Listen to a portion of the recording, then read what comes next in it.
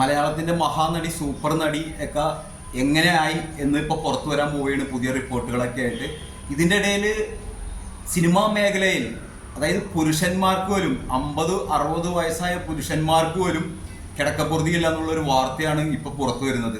കൊല്ലം തുളസിക്കുണ്ടായ ഒരു അനുഭവമാണ്. ഒരു ഇന്റർവ്യൂവിന് ചെന്ന് കഴിഞ്ഞപ്പോൾ രാത്രി റൂം എടുത്തു കൊടുത്തു, പിറ്റേ ദിവസം കാലത്തെ എഴുന്നേക്കേണ്ട കാരണം ലോക്ക് ചെയ്യണ്ട, കിടന്നോ കാലത്തെ ഞാൻ വന്ന് വിളിക്കുക എന്ന് പറഞ്ഞ് പോയി കഴിഞ്ഞ് കുറച്ചു നേരം കഴിഞ്ഞൊരു 10-11 കൂടി കൊല്ലം തുളസിയെ ആരോ വന്ന് തടവുന്നതായിട്ട് തോന്നി.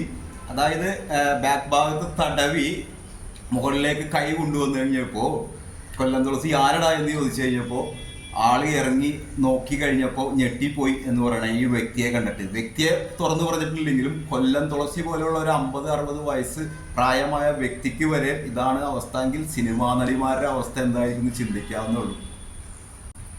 ചെറിയ വ്യക്തികളെ കുറിച്ചൊന്നുമല്ല ആരോപണം. ഇപ്പോൾ ആരോപണമൊക്കെ ഒരു വ്യക്തിയിലേക്ക് വിരൽ ചൂണ്ടുന്നുണ്ട്. ശരിക്കും വാർത്തകളിലെല്ലാം രാത്രി വന്ന് വാതിലിൽ മുട്ടുവന്ന്, രാത്രിയാകുമ്പോഴാണ് ഇവർക്ക് ഇത് തോന്നണേന്നും, രാത്രി വന്ന് വാതിലിൽ മുട്ടി വിളിച്ച് ഇനി എങ്ങാനും വാതിൽ തുറന്നില്ല, ഇനി ഇവർക്ക് ഇവരുടെ ഇംഗിതത്തിന് വഴങ്ങിയില്ല എന്ന് പറഞ്ഞാൽ പിന്നെ സിനിമയിൽ തന്നെ ചാൻസ് ഇല്ല.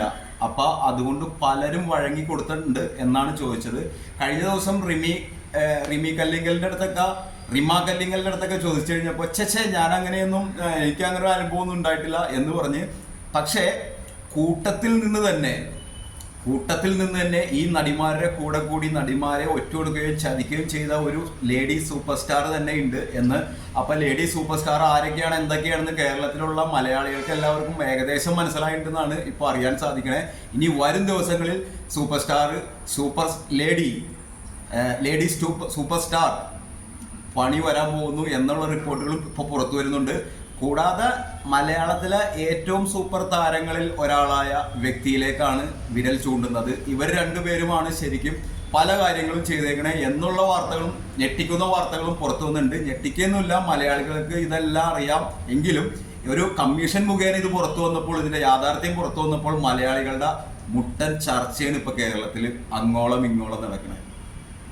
WCC എന്നൊരു സംഘടനയാണ് നടിമാര്, അതായത് പുതിയ നടിമാരെല്ലാവരും കൂടി ഈ പീഡനത്തിനും പീഡകന്മാർക്കെതിരെയും ശരിക്കും അവരുടെ സംരക്ഷണത്തിന് വേണ്ടിയിട്ട് 2017 തുടങ്ങിയത്.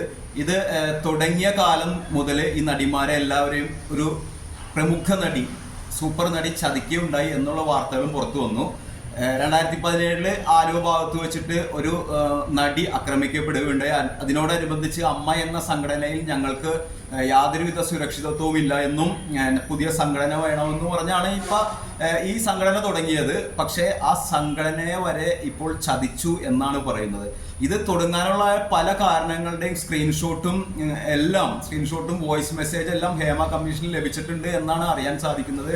17 പ്രാവശ്യമാണ് ഒരു നടിയെ ആലിംഗന രംഗം, അതായത് കെട്ടിപ്പിടുത്തം ഷൂട്ട് ചെയ്യാനായിട്ട് 17 തവണ. അതുപോലെ തന്നെ ഒരു ചുംബന രംഗം ഷൂട്ട് ചെയ്യാനായിട്ട് ഒരു നടിയോട് തൻ്റെ പിൻഭാഗം തുറന്നു കാണിക്കണം എന്ന് പറയുകയും ആ നടി അത് അംഗീകരിച്ചു എന്നും ഹേമ കമ്മീഷനിലെ റിപ്പോർട്ടിൽ തന്നെ പറയുന്നുണ്ട്.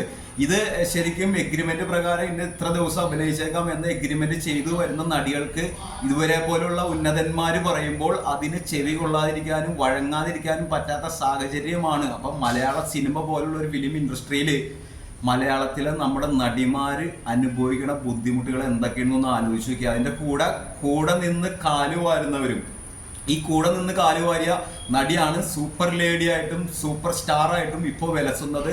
ആ നടിക്ക് മാത്രം അവസരം കുറഞ്ഞില്ല. മറ്റു പല നടികളും മലയാള സിനിമയിൽ ഫിലിം ഇൻഡസ്ട്രിയിൽ നിന്ന് തന്നെ പുറത്താക്കപ്പെട്ടു എന്നുള്ള ഞെട്ടിക്കുന്ന വെളിപ്പെടുത്തൽ. ഞെട്ടിക്കുന്നൊന്നുമല്ല, മലയാളികൾക്ക് ഇതെല്ലാം അറിയാം, എന്നാലും പറയുമ്പോൾ ഞെട്ടിക്കുന്ന വെളിപ്പെടുത്തലുകൾ പുറത്തു വന്നിരിക്കുന്നത്.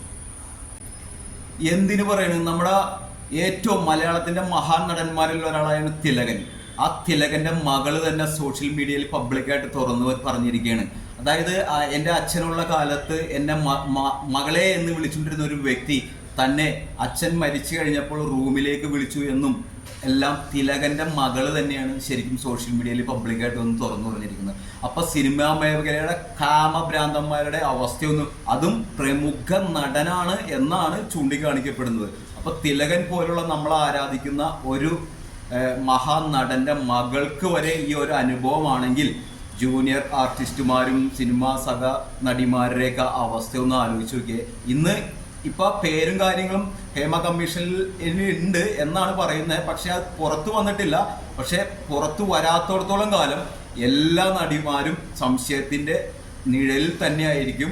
വളരെ പുച്ഛത്തോടു കൂടിയാണ് ഇന്ന് ശരിക്കും വളരെ ആരാധനയോടെ കണ്ടുകൊണ്ടിരുന്ന നടിമാരെ എല്ലാം പുച്ഛത്തോടെ കാണേണ്ട അവസ്ഥയാണ് മലയാളികൾക്ക് ഇന്ന് വന്നുകൊണ്ടിരിക്കുന്നത് ഇമാതിരി പ്രവൃത്തി മൂലം.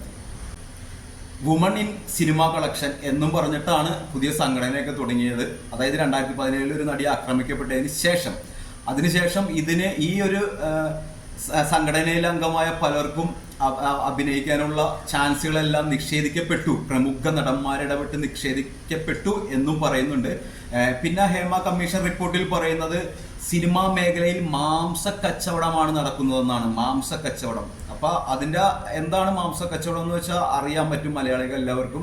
അപ്പൊ പല നടിമാരും ഇത് രഹസ്യമായി ഹേമ കമ്മീഷനോട് തുറന്നു പറഞ്ഞു. തങ്ങളുടെ പേരോ അഡ്രസ്സോ ഒന്നും വെളിപ്പെടുത്തില്ല എന്ന ഗ്യാരണ്ടിയോട് കൂടിയാണ് ശരിക്കും ഇതൊക്കെ തുറന്നു പറഞ്ഞിരിക്കുന്നത്. എങ്കിലും നിലവിൽ 3 കൊല്ലത്തോളമായി ഈ റിപ്പോർട്ട് പുറത്തു വരാതിരിക്കുന്നു. ഇപ്പോൾ അതിന്റെ ഏതാനും വശങ്ങൾ മാത്രമാണ് പുറത്തു വന്നിരിക്കുന്നത്. യാഥാർത്ഥ്യങ്ങൾ കുറെ പുറത്തു വരാനുണ്ട്. അപ്പൊ എല്ലാം കൂടി പുറത്തു വരണം എന്നാണ് അറിയാൻ സാധിക്കുന്നത്. മാംസക്കച്ചവടം ആണോ അല്ലയോ എന്ന് ടിക്കറ്റ് എടുത്ത പ്രേക്ഷകരും കൂടി അറിയേണ്ട ഒരു അവസ്ഥ കൂടി ഉണ്ട് ഇന്ന് മലയാളത്തിൽ. ഇത് അറിയാത്തിടത്തോളം കാലം മലയാളത്തിലെ സിനിമാ നടന്മാരെയും സിനിമാ നടിമാരെയും സംശയത്തിന്റെ മുൻമൂലയിൽ തന്നെ മലയാളികൾ നിർത്തും. മലയാളികൾ ഇത് വിടില്ല എന്നതിന് യാതൊരുവിധ സംശയവും വേണ്ട.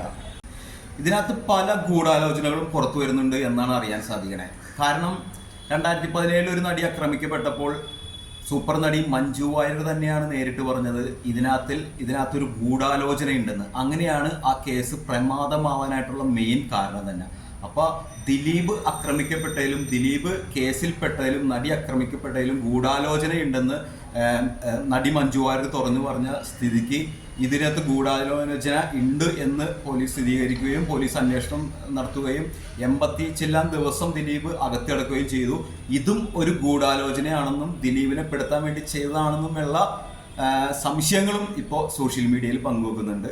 കാര്യം ഇങ്ങനെയൊക്കെയാണെങ്കിലും ഫിലിം ഇൻഡസ്ട്രിയിൽ ഈ മാംസക്കച്ചവടത്തിന് വേണ്ടി പ്രൊഡക്ഷൻ കൺട്രോളർ മുതൽ ലൈറ്റപ്പ് ബോയ് വരെ ഇതിൻ്റെ മാംസക്കച്ചവടത്തിൽ അംഗമാണെന്ന് ഇപ്പോൾ വെളിപ്പെടുത്തലുകൾ സോഷ്യൽ മീഡിയയിലൊക്കെ വന്നതിൽ പ്രമാണിച്ച് ഇതിനെല്ലാം വിപരീതമായി തലയുയർത്തി നിൽക്കുന്ന കുറച്ച് താരങ്ങളും സോഷ്യൽ മീഡിയയിൽ ഹിറ്റാണ്. അതിനകത്ത് ഒന്ന് നമ്മുടെ പ്രിയ താരം സുരേഷ് ഗോപിയാണ്, 2 ദുൽഖർ സൽമാൻ. അങ്ങനെ 1, 2, 3 പേര ഈ മേഖലയിൽ നിന്ന് സോഷ്യൽ മീഡിയ തന്നെ അകറ്റി നിർത്തിയിട്ടുണ്ട്. അവർക്ക് ഇന്നും ആസിഫ് അലി, ഉണ്ണി മുകുന്ദൻ, അങ്ങനെ കുറച്ച് പേര്, വളരെ കുറച്ച് പേര് മാത്രം സോഷ്യൽ മീഡിയയിൽ നിന്ന് അകറ്റി നിർത്തിയിട്ടുണ്ട്. അവർ ഇതിനെല്ലാം വ്യത്യസ്തരാണ് എന്നാണ് ഇപ്പോൾ നമ്മുടെ മലയാളികൾ സോഷ്യൽ മീഡിയ വഴി പറയുന്നത്.